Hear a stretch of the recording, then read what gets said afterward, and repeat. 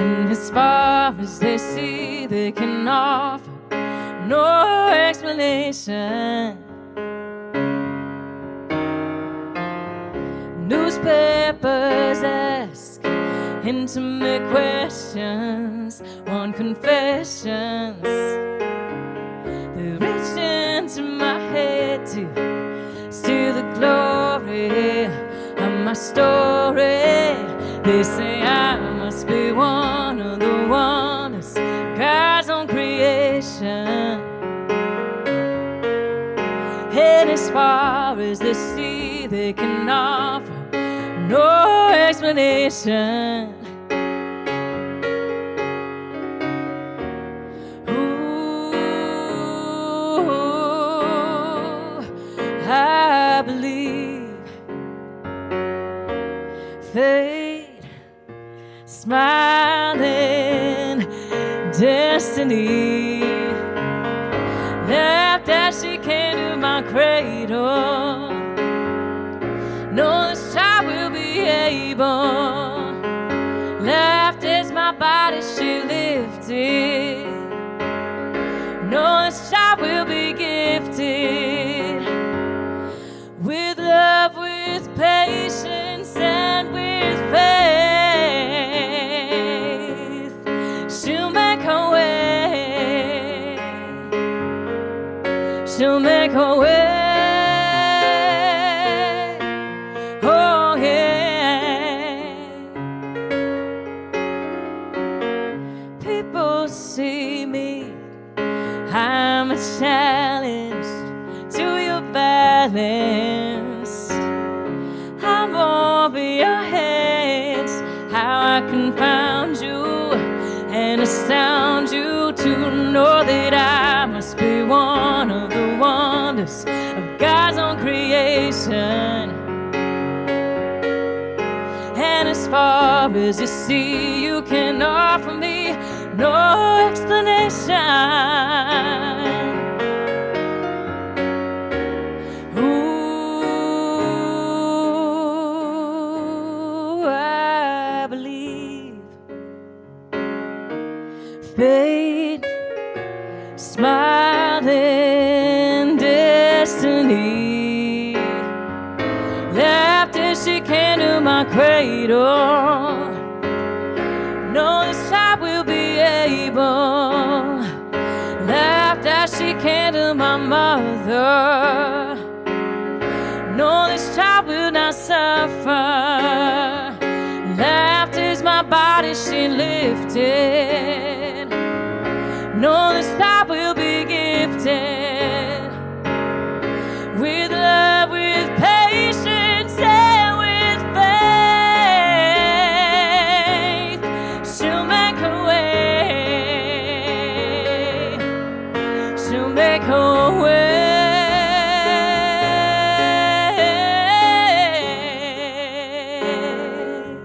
She'll make her way.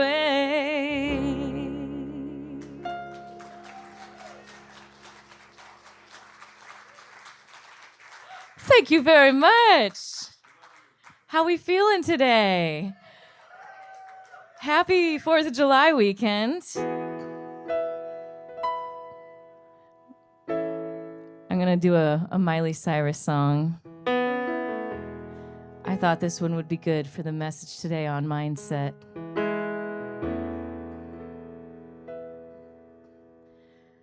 I can almost see it, that dream I'm dreaming, but there's a voice inside my head saying, you'll never reach it.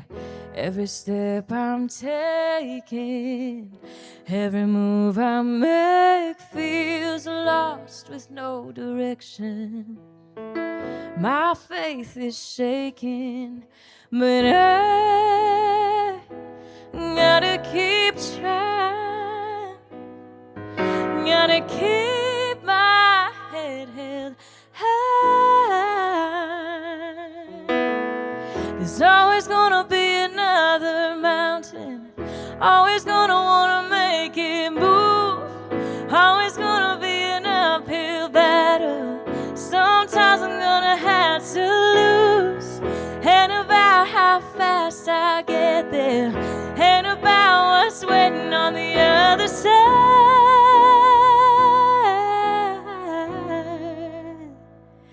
It's the climb.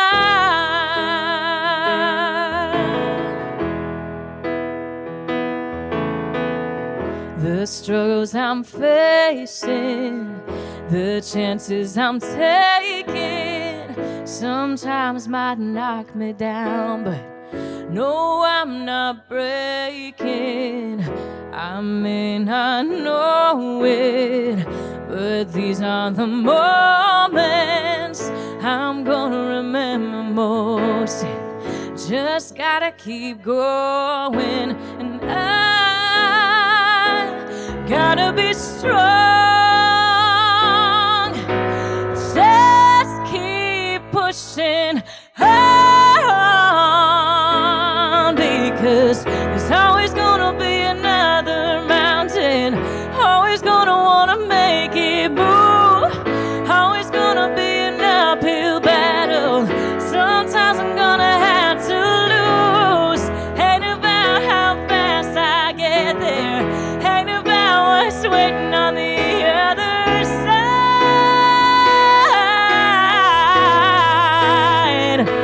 It's the climb.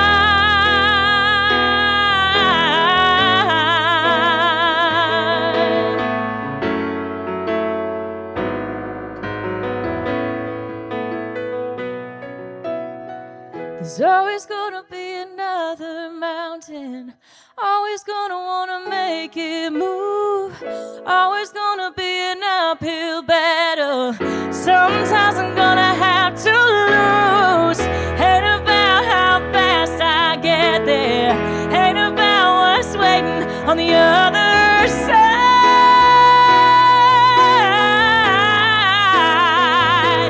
It's the climb.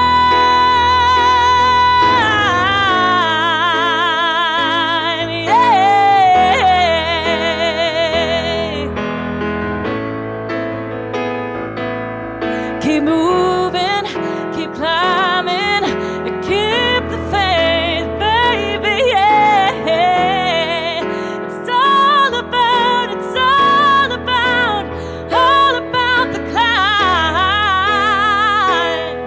Just keep the faith, keep the faith. Keep your faith, keep your faith.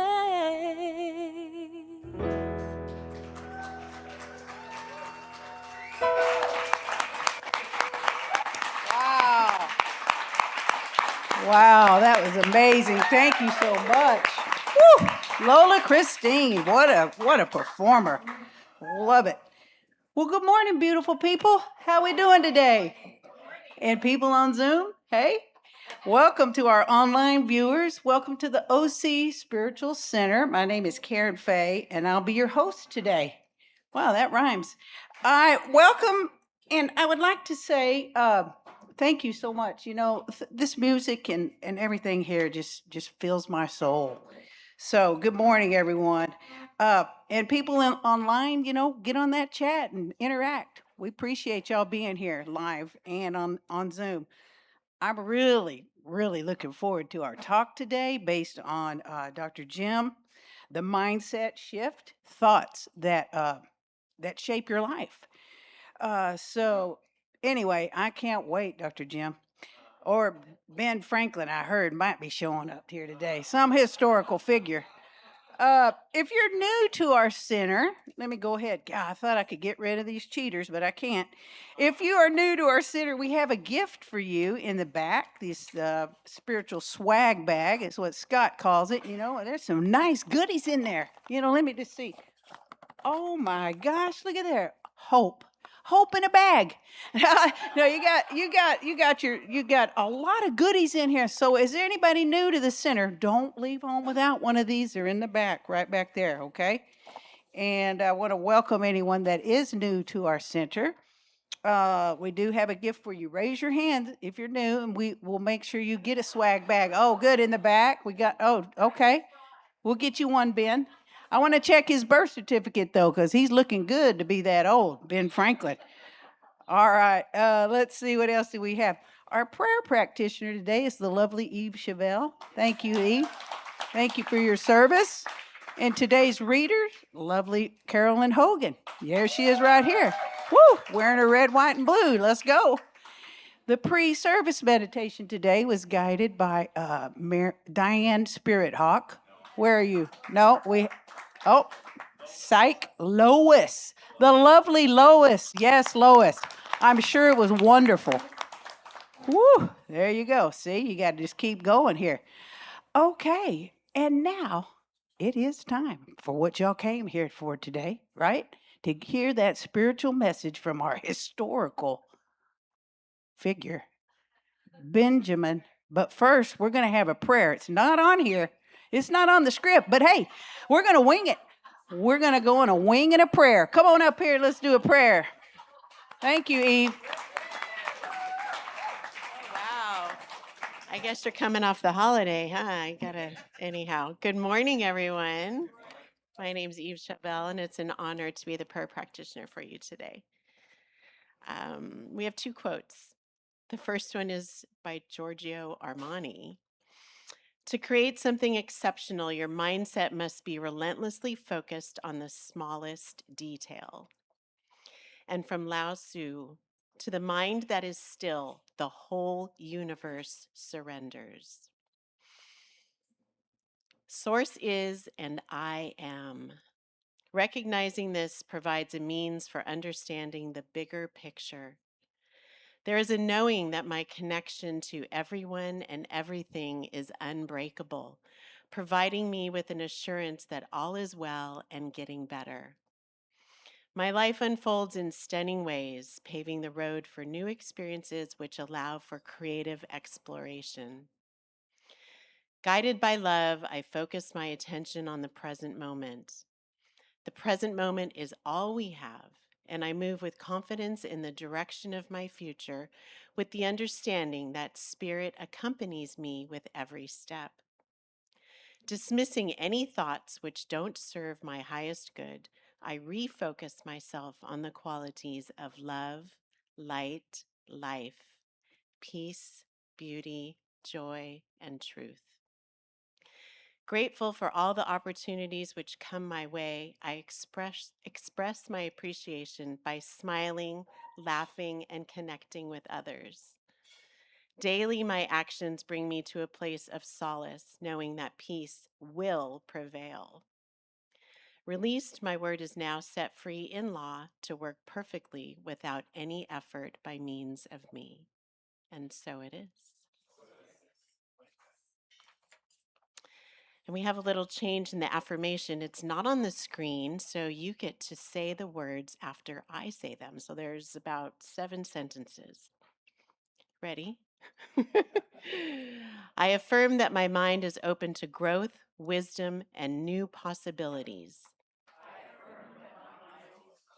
Growth, wisdom, and new possibilities. I release limiting beliefs and choose thoughts that strengthen me.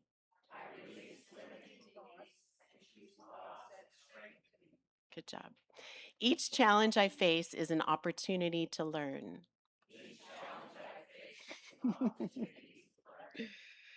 Every step I take moves me closer to my highest potential. You guys are doing great. I am grateful for the resilience and peace. My mind is renewed, my heart is hopeful. I welcome each day with courage, gratitude, and joy. And so it is. Thank you.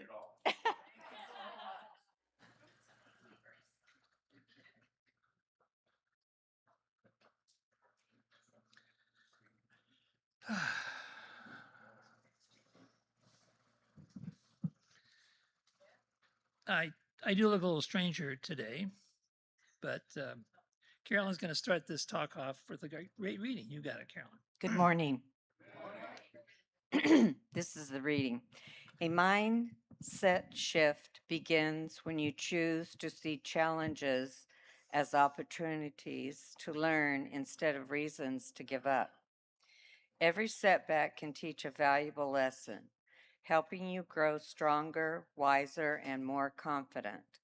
By changing the way you think, you open the door to new possibilities and greater success. Developing a positive mindset takes practice, patience, and consistency. Focus on progress rather than perfection. Celebrate small victories and believe that your abilities can improve with effort. When you embrace growth and remain open to change, you build resilience and create a foundation for lifelong learning and achievement. A true mindset shift also influences how you respond to the people and situations around you.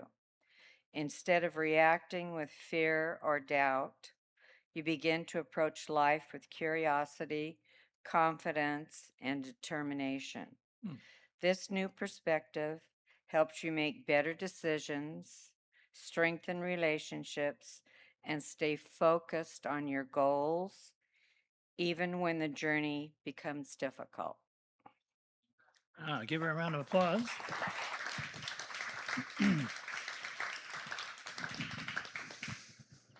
So, I like the last line, even though the journey may seem difficult. For people in this philosophy, difficulty is not so much a challenge as it is an opportunity. An opportunity to look at who we are and what we believe and how we are conducting ourselves in this world. And today I want to talk about the person that I'm dressed up like to be, Benjamin Franklin. And so Benjamin Franklin is actually my hero. He's one of the most respected people in my lexicon of individuals, primarily because he was so unique in his coming to being. I mean, when he was like up through eight years old, he went to a Latin school in Boston where his father worked as a person that made candles for a living. And he was the 15th of 17 kids. So, yeah, wow, I was right. 2 women. And interestingly enough, he sought to always keep learning. But when he was like 12 years old, his father had to take him out of school and was trying to get him to be interested in something to be. So he took him all around and these different occupations, and he had them talk to the people in those occupations in that particular time period. So as he was going, he decided he wanted to be a sailor.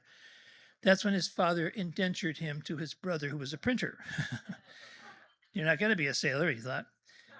Interesting experience. But so he was indentured to his brother at 12 years old, and his brother beat him regularly. So he was abused, you could say. And yet it didn't take shape in his life as something that was wrong. It was just another experience to conquer by being curious enough to find a solution to it. So he sought a solution to the problem, because what he was learning to do is to set type, if anybody remembers how that's done, and then running it on a press. And this is one of the first newspapers in the colonies. It was called the Concord. And it was doing okay, but his brother wasn't making enough money to pay him anything or to give him anything other than room and board. And so he decided to help his brother out by making up a character and writing letters to the Concord as if they were anonymous. And the character was a middle-aged woman who was the wife of a minister who had passed away. And her name was Silence Dogood. Anybody remember that? You've heard of that, perhaps. So he wrote 14 letters, and each letter, the newspaper grew and grew and grew by hearing what was obviously his idea of what a woman had to go through to be in that particular period of time.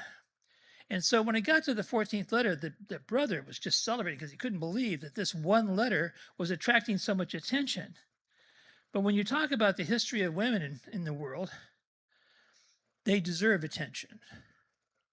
Because the problem is that we don't often pay enough attention to those who have given their lives and their time and effort. But Patty was just telling me that she was witnessing a thing on TV the other day where there was a reenactment of a group of people loading up a cannon to be shot off. And one of the people loading up the cannon, dressed as a man, was a woman. And it happened to be at that time, most people don't know this, there were many women in the Revolutionary Army dressed as men. Because many of them had lost their husbands, had no way to make a living. And those that didn't had to follow the troops around, and they were called the camp. I can't remember exactly, but it was the camp group. What was it? Camp visitors. And they would do the wash, the laundry. Many people don't know that. In fact, they were there for almost every major battle, and many of them died, and many of them dressed up as men and joined the fight. The only reason I mention that is because Benjamin Franklin was a unique person in the sense that the way he treated people was very equality driven. He didn't treat people as if they were less or more than him, but they were people. And when he was 12 and he was beaten by his brother again after the 14th letter, he decided to run away. So he ran away to New York City. He was 17. And when he got to New York City, he could not find a job as a printer because I guess there was no jobs available. So he was told to go to Philadelphia. So he walked to Philadelphia. So you think to yourself, what is driving this person? So he gets to Philadelphia and he becomes very successful as a printer. And the governor of Philadelphia says, I want you to go to England and buy a printing press, because that's where they were made, and come back here and together we'll set up a print shop. Well, this governor was not so good at keeping his word, gave him a one-way trip to England. But the letters of money was available were not sent. So he was in London, stranded at 18 or 19 years old. Now you think to yourself, what would you do if you were stranded in such a situation? Benjamin had no problem. He immediately started to look for a job and find a place to live. And he found a place to live with a widower who had a young girl who was, I guess, attractive. And so he found that place to be. And then he worked for 2 or 3 different printing press people. And he made out just fine. In other words, whatever life could handle him, he turned it into an opportunity to learn and to practice what he had learned from his father and from himself as a human being who was looking at everybody with a sense of equality.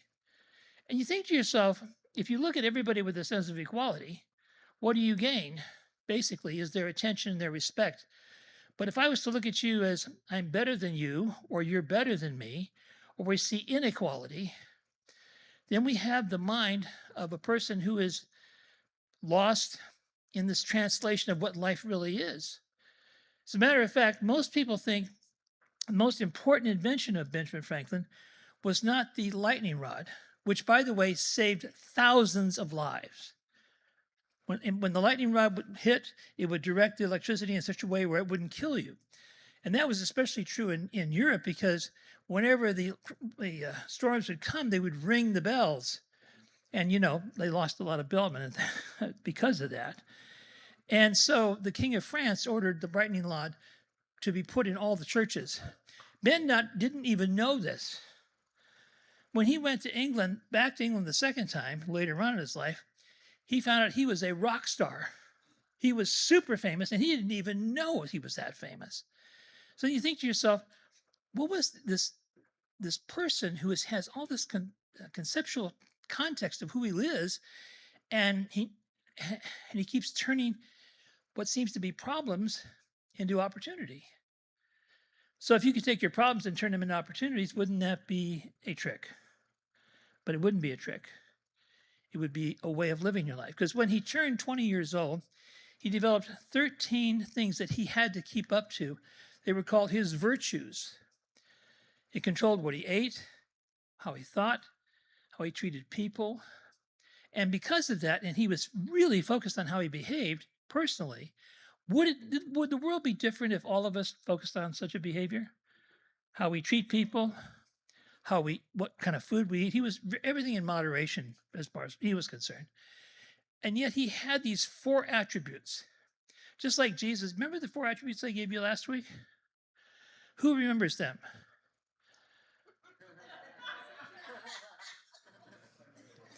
I was going to offer a $50 prize, but no, I'm teasing. The first one was love. Second one was kindness. Third one was forgiveness. And the last one was the ability to serve. Love, kindness, forgiveness, and service. Now, Franklin had a similar set of tools that he would use. The first one was curiosity. And curiosity was something that drove him to discover so many different things. And he had so many different ideas of what could be out there, but he wanted to know why was it there and how did it operate. And so, for instance, he actually discovered the Gulf Stream, which is the stream of water that runs around the entire Atlantic Ocean. And it is like it's 10 degrees warmer than any of the water, and it goes in a big circle around the entire Atlantic Ocean, and it goes and the speed of that flow is about 10 miles per hour. Now, if you were going from England to the U.S. or the colonies, and you were going directly across from England, it would take you maybe 6 or 7 weeks to get there. But if you took the Gulf Stream Express and you went around, you cut 10 days off that trip. So you think to yourself, he was inventing things and discovering things that were useful to other people. He wasn't making any money off these things. What he was doing, though, was doing the one thing that most people refer to as not the inventor of the lightning rod or the discoverer of the Gulf Stream, but as the person who was laying down the personality traits of the perfect citizen of this country. Personality traits. And if you read all of them, and I'm going to put them in my Substack thing that I send out each week, they all represent not only what you eat, how you behave, how you sleep, all the things that have to do with how you treat people. And he was really focused on that when he was 20. And you might think to yourself, well, what did that get him? Well, by the time he was 45, he'd already been a postmaster, so he already knew the 13 colonies. He knew how to get to them, and he improved how the mail was delivered in the colonies. But he also did another thing. He established printing shops in all the cities where the mail was delivered. And he trained men and women to be in those printing shops, and he split the cost, or he split the profit 50% with them. And by that mean he was wealthy by the time he was 45. He didn't have to worry about money. But he was the first man to invent franchises. And you think to yourself, whoa, where is this guy going with his life? And you think, well, that just would be enough. You think he'd maybe quit. He doesn't. Of course, he enters into government. And he starts to have to exercise his second trait, was not only curiosity, but discipline. Now, what kind of discipline does it take when you're curious about things? He looked at things when there were problems that he kept asking, what could I do to either solve this problem or bring to the attention of my consciousness a way where I could live in conjunction with this problem, and thereby it wouldn't be a problem anymore. So he started this way of thinking about everything, and that way of thinking caused him to invent bifocals, which served people who couldn't see, swim fins. He invented swim fins. But more importantly, he invented also a way of how to draft the gases that came from stoves in the colonies. Hundreds of people were getting killed every year because they were becoming asphyxiated and they didn't know how to get that gas to go away. He invented the Franklin stove, and he gave away the patent on it, so everybody could use it. Saved hundreds of lives. So you might say the lightning rod, the stove, and yet he wasn't finished. He wanted to save the people in the colonies from having to be indentured servants, basically, to the King of England. Now, what you might say, well, what does this have to do with spirituality? I couldn't imagine a better a better model than Ben Franklin because he read constantly about spirituality. He read all the books that he could find on spirituality, and he even had his own opinion about it. And wherever he went to a town, he joined every church and synagogue. So I was thinking about that as a possibility. I decided not to do that, but I thought it was interesting that he did that because he wanted to know and he wanted to support those people who were supporting other people. And in the context of that, you say, well, what was Jesus doing at the time? He was gathering disciples together so he could begin to, put his teaching into the world to help people understand how to live in the world and not be afraid of the life they've been given to live. And not be afraid of the life they've been given to live. There are people in our society that are terrified with the life they've been given to live. And they wonder on a regular basis, how will I survive this? Ben Franklin never thought of survival as an option.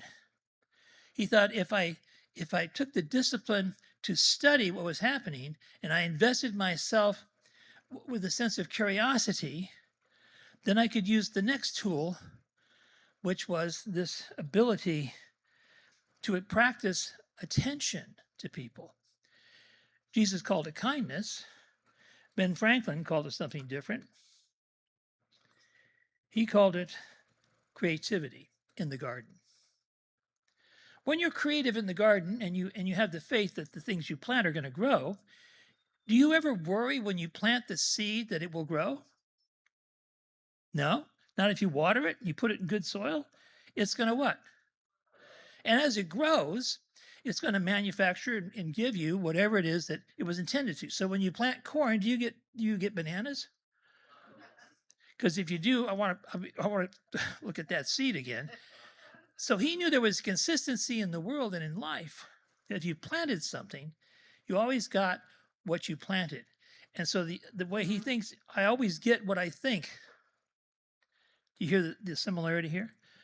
What I think, the thought I think is a seed.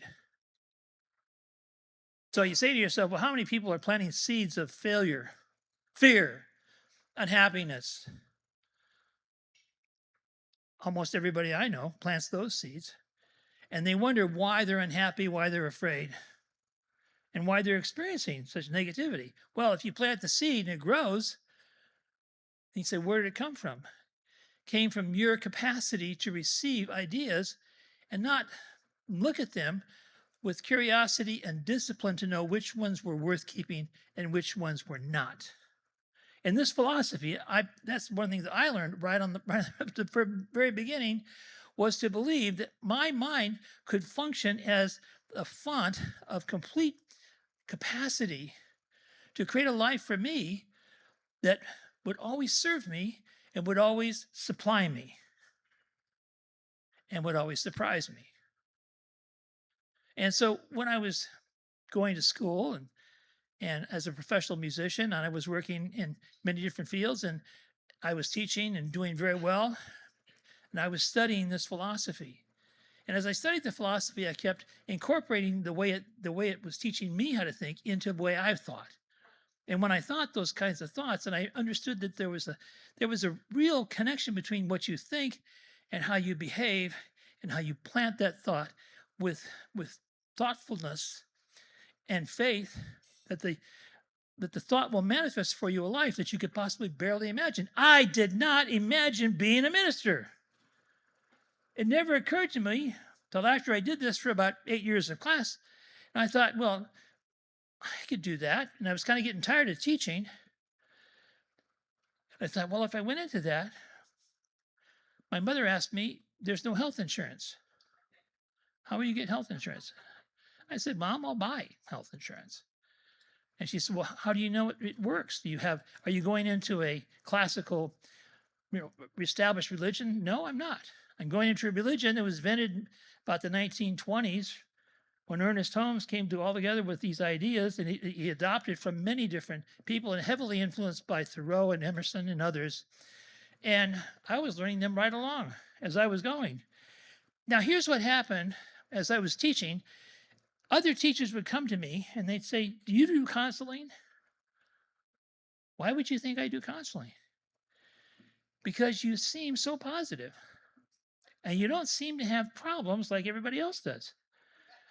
And I said, I don't know why that's the case, but I'm not a licensed counselor.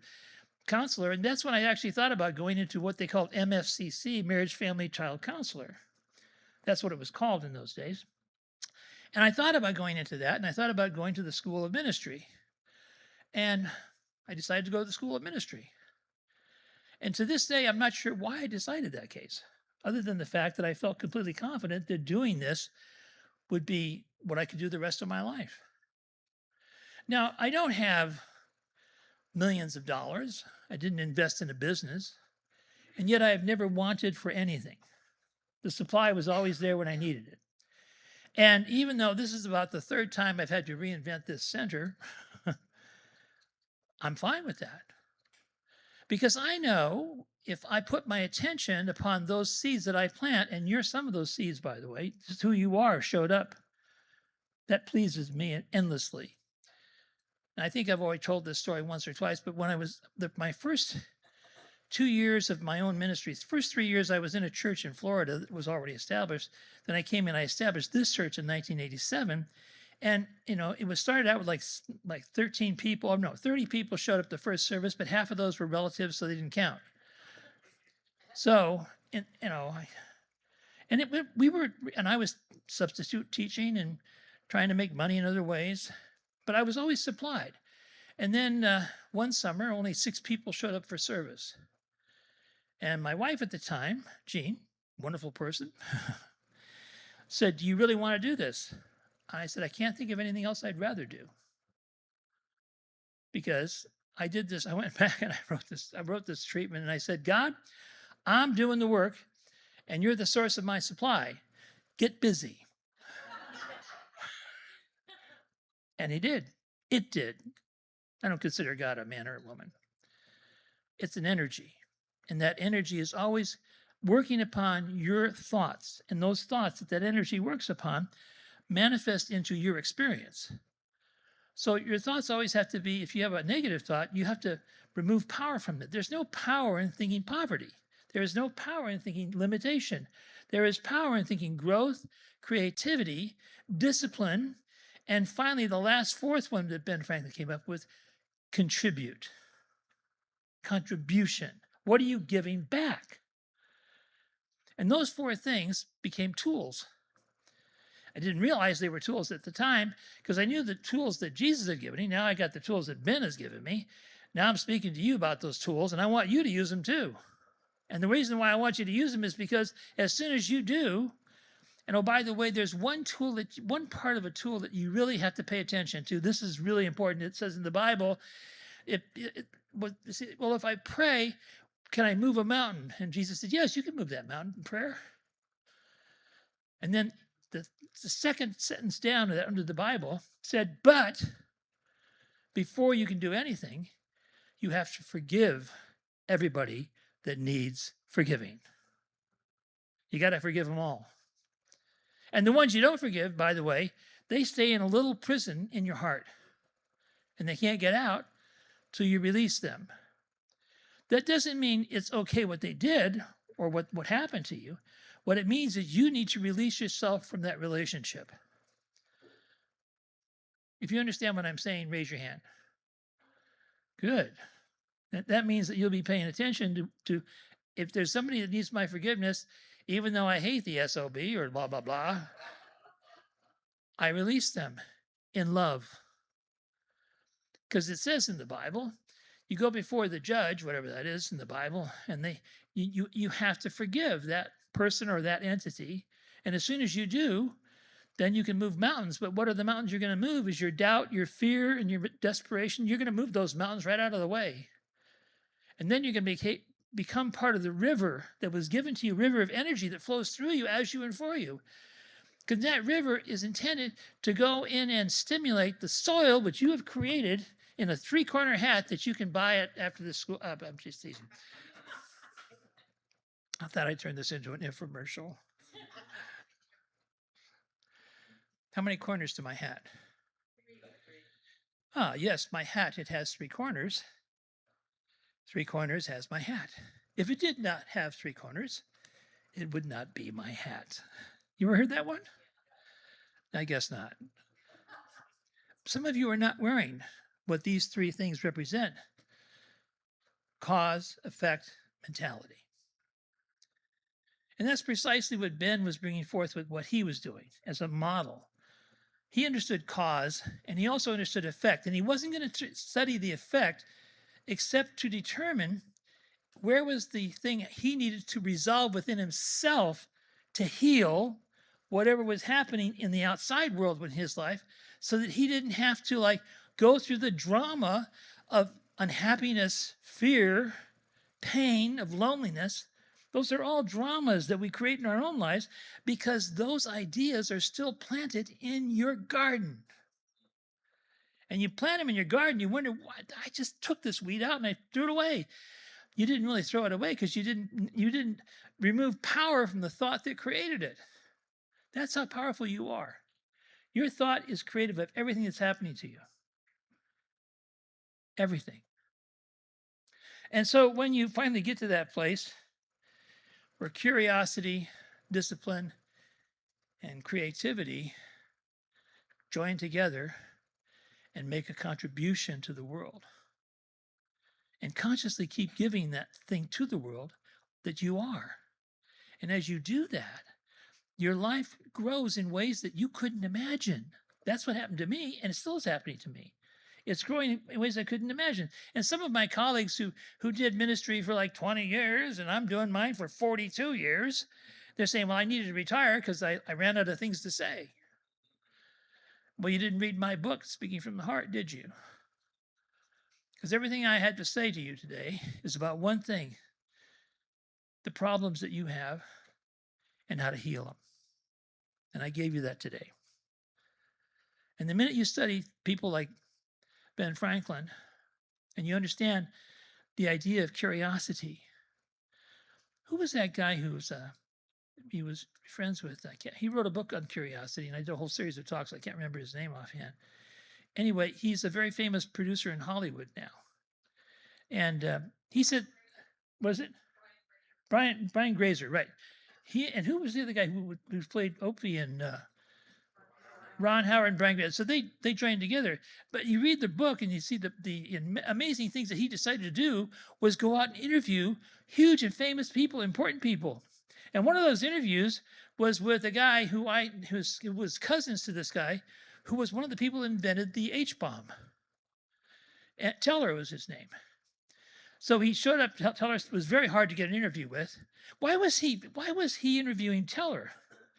Because he was one of the smartest men in the world. He wanted to know, what have you learned? And he didn't know anything about atomic stuff, but he knew things that people would tell him that would be the keys that he could start to use to unlock himself. Do you know what I just said?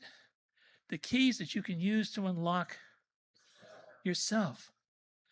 Because you got lots of you have locks. We don't know where you put the key. So when you take the key out, and Teller shows up for the interview, and he leaves and says, you're not ready for the interview. And he gets up and walks out. So he said he had to be prepared to ask the right questions. He was asking questions that were more on the surface and not on the depth. And so he went back and rethought it.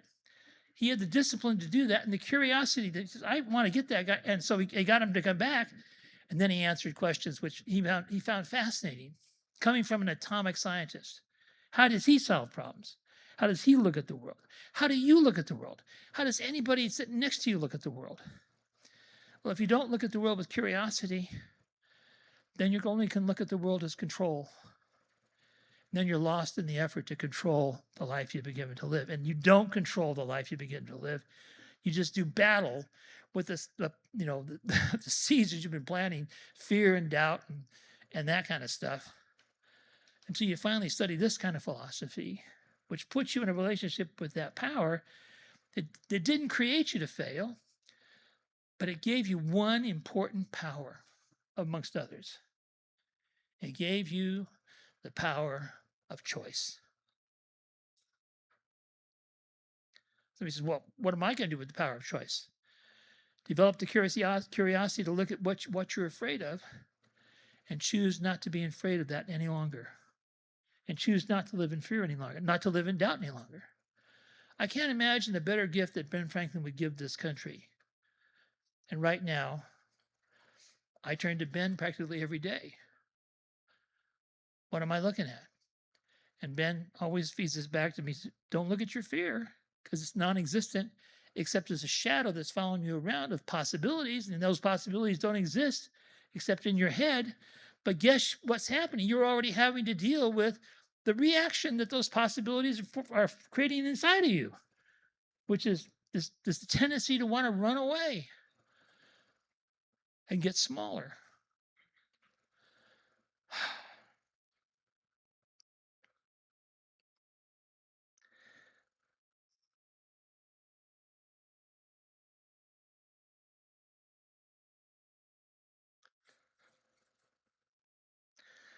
I get very emotional when I say things like this to you because you are so important in my world.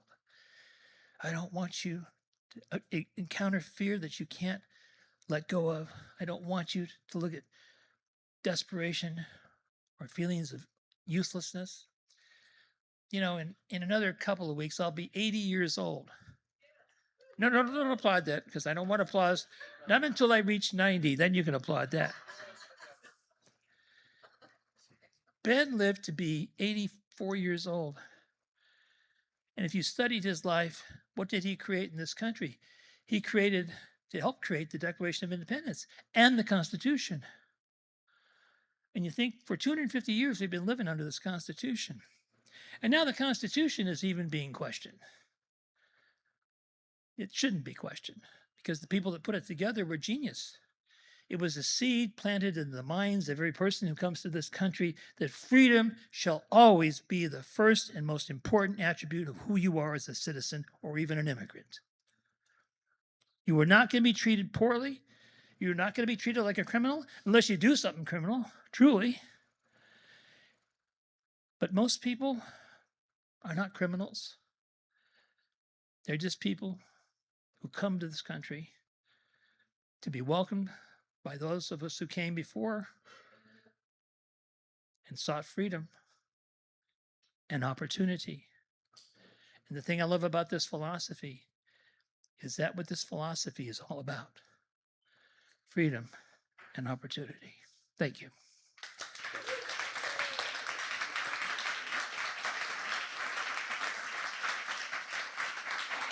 Wow. Wow, Dr. Jim, that was amazing. Whew, I don't know about y'all. Let's give him another hand. Ben Franklin in the house. I had no idea. You know what? I had these little glasses in my purse I didn't even recognize. Hello, Ben. They even match. That's totally a God shot right there. But anyway, Jim, thank you so much for that talk. Wow, seeds. What thoughts am I planting in my brain? Turning problems into opportunities, right? Just all these wonderful things, and I appreciate that so much. My favorite part was when you said you're trying to forgive someone from your heart, right? SOB. And I was like, Ben. But then I thought, you know what? Spirit over bitterness. There you go. We'll do that one. Okay, enough about me. Let's talk about you guys. Thank you so much for coming today. And at this time, I'd like to take a moment to do our offertory, right? Affirmations. Invite the ushers up. That's what I'm doing. Let me get these Ben Franklin glasses up. Thank you so much. And Miss Lola's coming back up on the stage. Yes, wonderful Lola. Thank you so much. Miss Lola. Yeah. Miss Lola. Thank you.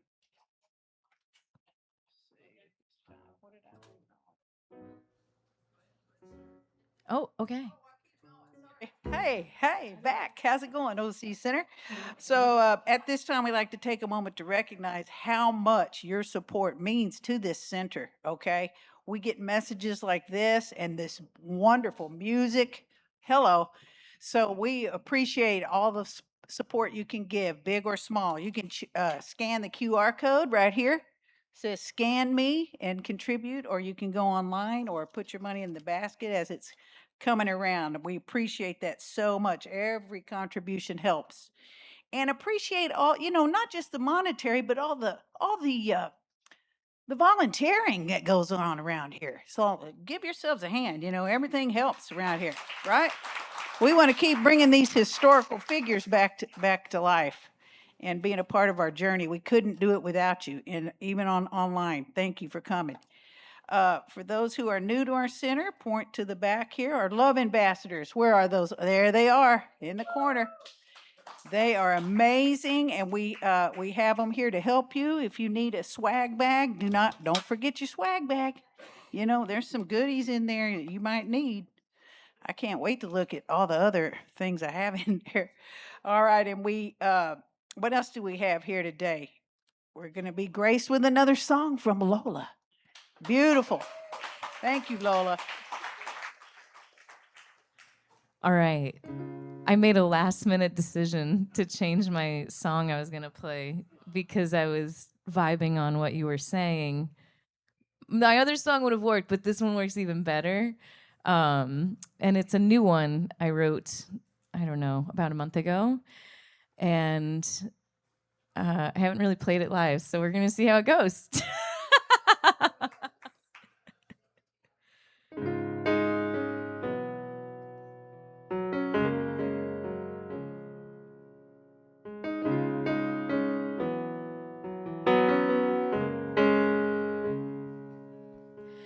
Don't be afraid when they turn out the lights. Left in the silence, the eternal night.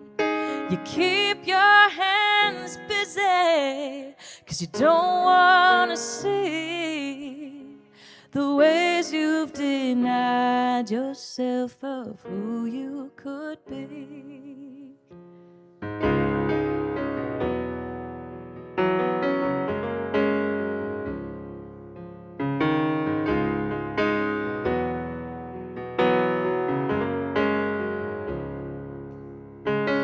Someone is reaching their hand to you, but you're haunted by whispers. It's too good to be true. You dig your heels deeper into the dirt. Won't you lift up your face and start knowing your worth? 'Cause this world is giving you just what you need. Every opportunity to find your way to freedom, to feel that release. 'Cause this life's not what it seems.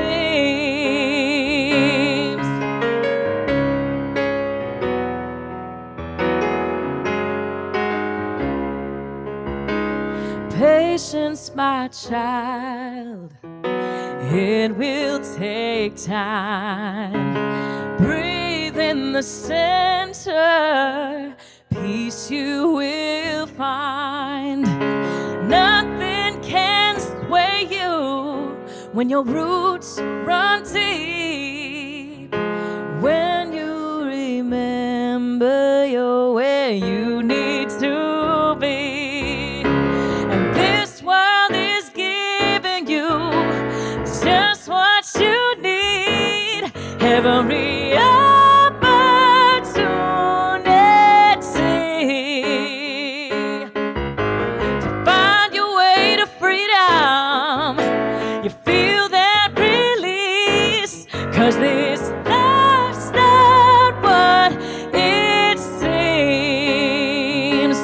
No, this life's not what it seems. No, this life's not what it seems.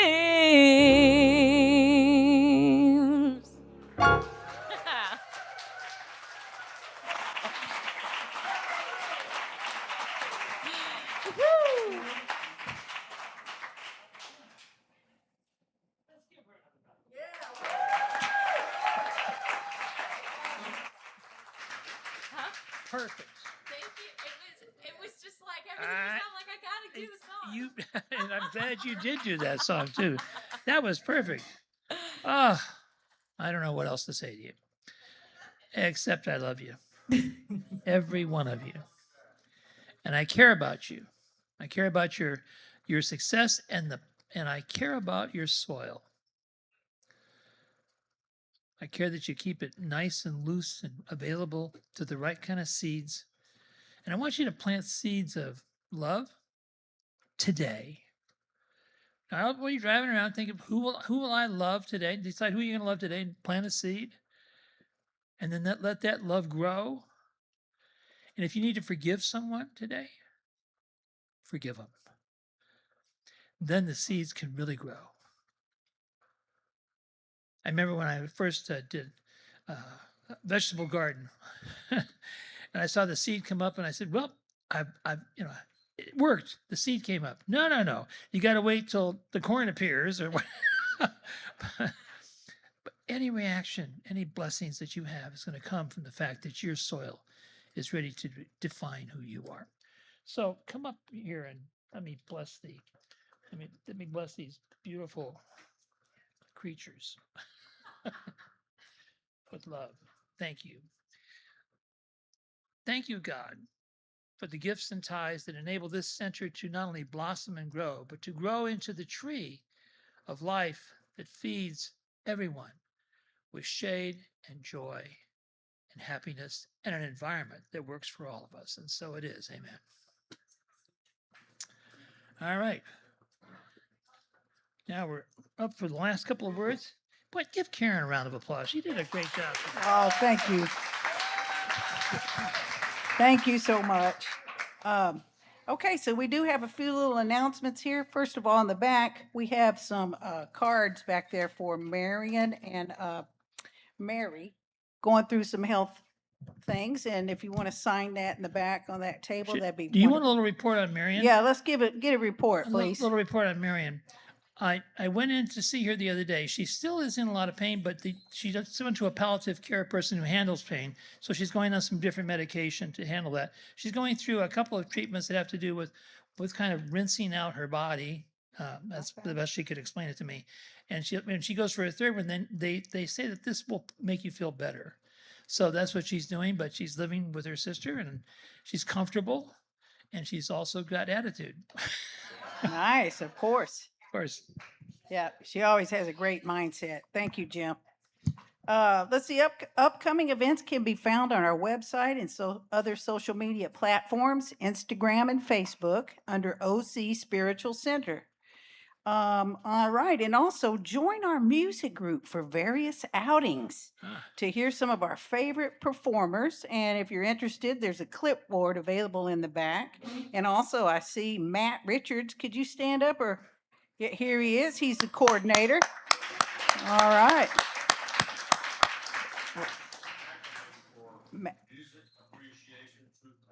Music appreciation truth teller. Oh. I love that. Okay. We have one July 14th or July 8th. It's coming up. If you're not getting an email, you're not getting them, let me know. I think there's one person that my email is wrong. So I think I might be using. Are you getting are you getting it? Okay, I think oh, you didn't ask for it. Okay. Well, when you get it, by the way, you'll find out where Lola is performing next. Yes, Because that's you on want to my go list. and support her. Absolutely, Jim. I'll be sending out another notice J- this afternoon with any additional emails about this today. Okay. Thank Okay. you, Matt, so much. Yeah, July 14th, Fairview Park. No cost to attend. Bring your own food, or food trucks are there, and wine and beer garden Well- available. And music starts at 5, right, Jim? Right. And Mhm. Patty created all this food over here for you this morning. Yes, exactly. Patty, tell me what we have on the menu up there. Beef enchiladas. All right, at the Patty Wait, no, Cafe. wait, and coleslaw, corn, Oh, and cheese enchilada. If you Oh, don't my like the beef, there's goodness. cheese. So it's a veritable feast. So go help Yes. yourself afterwards and stick around and have a little talk. That sounds delicious. And speaking of great music, okay, a little bird told me that Miss Lola Christine will be performing at the Bluebird Park in Laguna Beach on July 26th. Is that correct? Indeed, yes. Okay, and we want to support these beautiful, lovely musicians, and you can find out more of her schedule at musicoflola.com, right? And also on Spotify.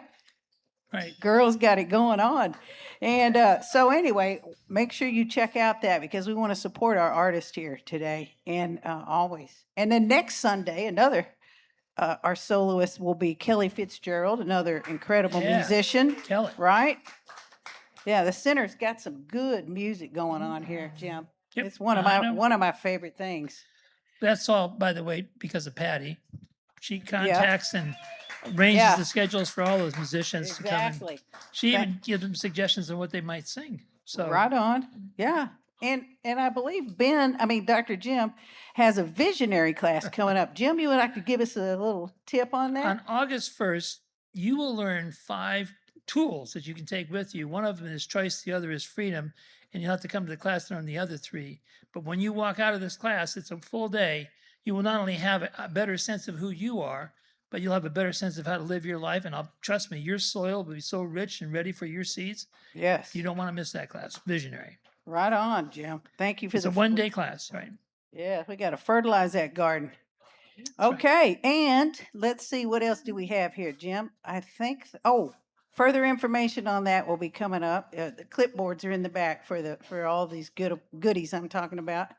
And save the date for our upcoming petite retreat on August 16th. Reservations can be made at the bar. Okay, right? 2-shot, man. What'd you say? God shots. No, I'm kidding. There's clipboards at the bar up there. Okay, Todd. And stick around after the service, like Jim said already. We have Cafe Patty Terrell over there with some enchiladas. Jim, you told us my mouth is watering, and the mindset I have is, hey, it's healthy. It's healthy. Right, The right. cheese is healthy for you. Yeah, okay. I'll keep coming back, Jim. Thank you for letting me be your host today. I had a good time, and let's all Great. circle up. Give her a round of applause. Let's And all Lola, get in a Lola's circle. going to read us in another closing song. Have a great week, everyone. Go ahead and get in a circle, everybody.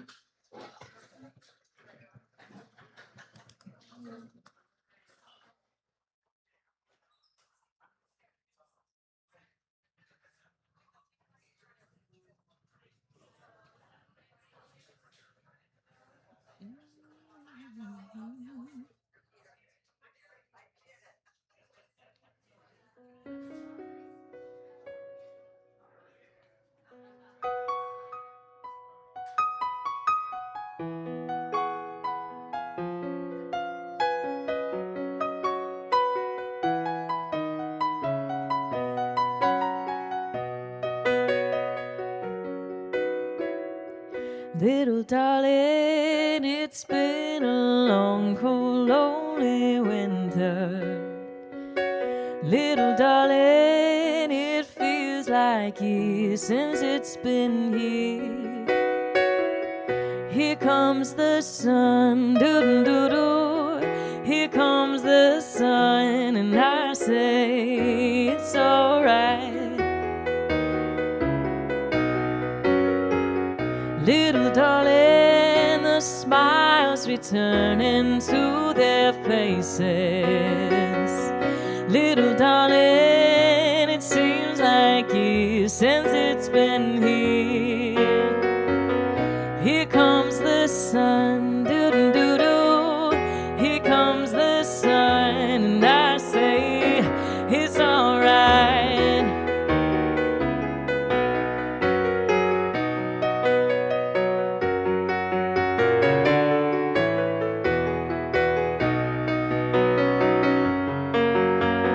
Sun, sun, sun, here it comes. Sun, sun, sun, here it comes. Sun, sun, sun, here it comes.